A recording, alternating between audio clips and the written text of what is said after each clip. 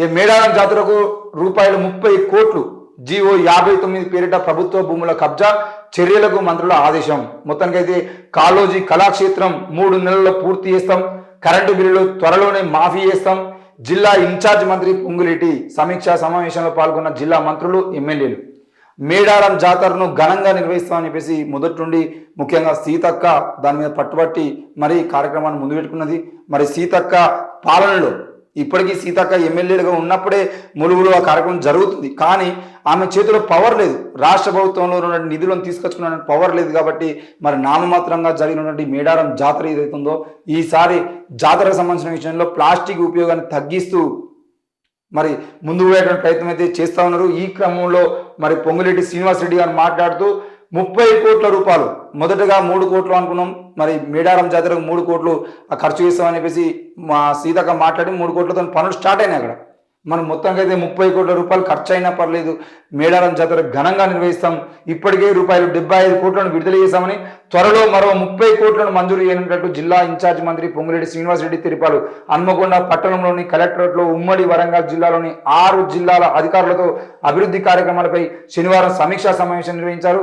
ఈ సమావేశంలో జిల్లా ఇన్ఛార్జ్ మంత్రితో పాటు మంత్రులు కొండా సురేఖ, సీతక్క, పొన్నం ప్రభాకర్, విప్ డాక్టర్ రామచంద్ర నాయక్, జిల్లా ఎమ్మెల్యేలు పాల్గొన్నారు. అంతకుముందు మాస్టర్ ప్లాన్ కోసం సేకరించిన భూములు, వేసిన రోడ్లతో పాటు కాళోజీ కళాక్షేత్ర పనులను స్వయంగా పరిశీలించారు. అనంతరం నిర్వహించిన విలేకరుల సమావేశంలో మంత్రి పొంగులేటి శ్రీనివాసరెడ్డి మాట్లాడుతూ గత ప్రభుత్వంలో ఆర్భాటంగా చేపట్టిన ప్రాజెక్టులు, పనులు, వాటి పురోగతి, వారిచ్చిన జీవోలు అర్ధాంతరంగా నిలిచిపోయినటువంటి పనులను పూర్తి చేసే ప్రయత్నం చేస్తామని చెప్పారు. మరి వరంగల్లో, ఇక్కడ హైదరాబాద్లో రవీంద్ర భారతి ఏ విధంగా ఉందో దానికన్నా గొప్పగా కాళోజీ కళాక్షేత్రాన్ని కడతామని చెప్పేసి కేసీఆర్ మాట్లాడడం జరిగింది. దాన్ని ఓపెనింగ్ చేయడం జరిగింది, అంటే ప్రారంభించడం జరిగింది. మరి కాళోజీ కళాక్షేత్రానికి ముగ్గు పోసి బిల్డింగ్ కట్టాలని ఆలోచన చేసిరు, కానీ దాన్ని మొత్తం పూర్తి చేసి నిర్మాణం పూర్తి చేసుకొని ప్రారంభించే ప్రయత్నం మాత్రం చేయలేదు. దాని కాళోజీ కళాక్షేత్రం పేరుతో దాదాపు ఇప్పటికీ ఎన్నో ఏళ్ళు గడుస్తున్న కాళోజీ కళాక్షేత్రం నిర్మాణంలో ఎందుకు ఉన్నది? కాళేశ్వరం ప్రాజెక్టు కట్టడానికి 1,00,000 కోట్ల రూపాయలు ఖర్చు చేసి మరి కాళేశ్వరం ప్రాజెక్టును మీరు నిర్మిస్తారు, 3 సంవత్సరాల్లో నీళ్లు మొత్తం పొంగిపోతాయి. మరి ఇక్కడ కాళోజీ కళాక్షేత్రానికి సంబంధించిన విషయంలో వరంగల్లో ఆ కాళోజీ కళాక్షేత్రాన్ని నిర్మిస్తే దాన్ని ఉపయోగించుకునేటువంటి అవకాశాలు ఉంటాయి. ఆ కాళోజీ కళాక్షేత్రం అనేది వరంగల్కి వన్నెదిచ్చే విధంగా ఉంటుందని చెప్పేసి మాట్లాడినట్లు మీరు దాని విషయంలో ఎందుకు నిర్లక్ష్యం వహించారు? మరి ఈరోజు కాంగ్రెస్ ప్రభుత్వం అయితే మాట ఇస్తూ ఉంది, తప్పకుండా ఆ కాళోజీ కళాక్షేత్రాన్ని నిర్మాణం పూర్తి చేసి మన అందరి ముందుకు తీసుకొచ్చేయడానికి ప్రయత్నం చేస్తామని చెప్పేసి వాళ్ళు మాట్లాడుతున్నారు.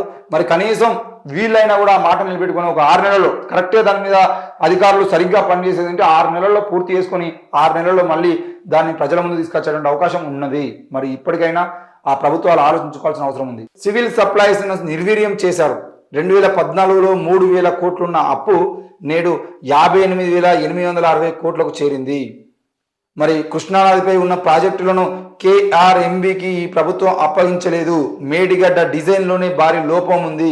డిటెక్టివ్ మైండ్ సెట్ ఉన్నోళ్లే కరెంటు బిల్లు కట్టొద్దంటారు బీఆర్ఎస్ పై ఉప ముఖ్యమంత్రి బట్టి విక్రమార్క. పౌర సంబంధాల శాఖను బీఆర్ఎస్ ప్రభుత్వం నిర్వీర్యం చేసిందని ఉప ముఖ్యమంత్రి బట్టి విక్రమార్క విమర్శించారు.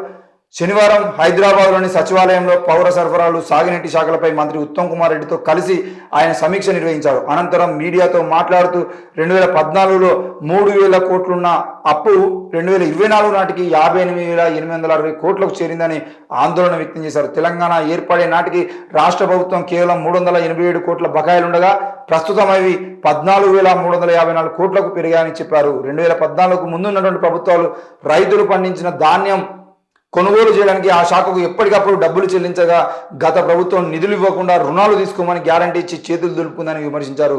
కానీ రైతులు పండించిన ధాన్యం తామే కొనుగోలు చేస్తున్నట్టు డబ్బా కొట్టుకోవడం జరిగింది. మరి ఏది ఏమైనా కూడా రైతు ప్రభుత్వం అని చెప్పేసి చెప్పుకున్నటువంటి బీఆర్ఎస్ ప్రభుత్వం రైతులకు కూడా అన్యాయం చేసింది. దాంతోపాటు 3,000 కోట్లు అంటే తెలంగాణ వచ్చినప్పుడు, తెలంగాణ ఏర్పాటు చేసినప్పుడు 2014లో 3,000 కోట్లు ఉన్నటువంటి రాష్ట్ర ప్రభుత్వ అప్పు ఈరోజు 58,860 కోట్లు ఏ విధంగా అయింది? ఎవరి స్వలాభం కోసం, ఎవరి ప్రయోజనాల కోసం మరి 58,000 కోట్లకు ఈరోజు ఎగబాకింది అనే విషయాన్ని ప్రజలు అర్థం చేసుకోవాల్సిన అవసరం ఉంది. మరి ఈరోజు 58,000 కోట్ల అప్పు అయింది అని చెప్పేసి మాత్రమే మాట్లాడుకుంటూ ముందుకు పోతున్నటువంటి వీళ్ళు మరి రానున్న రోజుల్లో ఈ అప్పులు చేయకుండా మీరు ప్రజాపాలన ఎట్లా కొనసాగిస్తారు? ఆ విషయాన్ని కూడా ప్రజలకు అర్థమయ్యే విధంగా చెప్పాలి. మరి 58,000 కోట్లు ఉన్నటువంటి ఈ అప్పుని మీరు 1,00,000 కోట్లు చేస్తారా, లేదు అని అంటే ఇంతకుముందు చేసినటువంటి తప్పులు ఏవైతే ఆ తప్పుల్లో ఉన్న జరిగినటువంటి లోపాలను సవరించి మరి ఈరోజు 1,00,000 కోట్ల అవినీతి జరిగిందని చెప్పేసి ఆ కార్యక్రమం గురించి మాట్లాడుతున్నారు. అందులో 10,000 నుండి 20,000 కోట్ల రూపాయలు 10 నుండి 20% కేసీఆర్ కుటుంబానికే కమిషన్ పోయిందని చెప్పేసి చాలాసార్లు మీరు కూడా మాట్లాడారు. ప్రతి పథకంలో 10% కమిషన్ కేసీఆర్ పోతాయని మాట్లాడిన కాంగ్రెస్ నాయకులు కూడా చాలా మంది ఉన్నారు. మరి ఈ రోజు ఆ 1,00,000 కోట్లలో 10,000 కోట్లు కేసీఆర్ కనుక కుటుంబానికి లాభం చేకూరితే ఆ 10,000 కోట్లను మీరు వెనక్కి తీసుకొస్తారా? మరి ఏం చేయబోతున్నారు?